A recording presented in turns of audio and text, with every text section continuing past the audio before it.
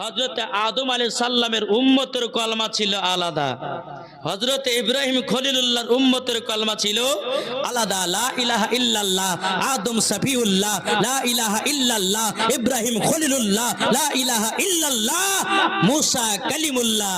এটা ছিল আমার মুসা নবীর উম্মতের কলমা, আদম আলাইহিস সালামের কলমা, ইব্রাহিম খলিলুল্লাহর উম্মতের কলমা। জোরে বলেন সুবহানাল্লাহ। তাইলে বাবাজি সমস্ত নবীগণের কলমা আমাদের কলমা এক না?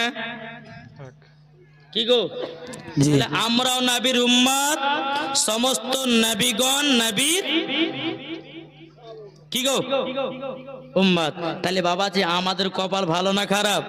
ভালো। ভালো না? তবু বাবা কপাল ভালো থাকতেও বাবাজি আমরা সুদ খাওয়া ছাড়তে পারি না, মদ খাওয়া ছাড়তে পারি না। এ বাবাজি মুসলমান ভাইরাও, আল্লাহ পাক আল্লাহ তাআলা বলতে চোখ আমার বান্দা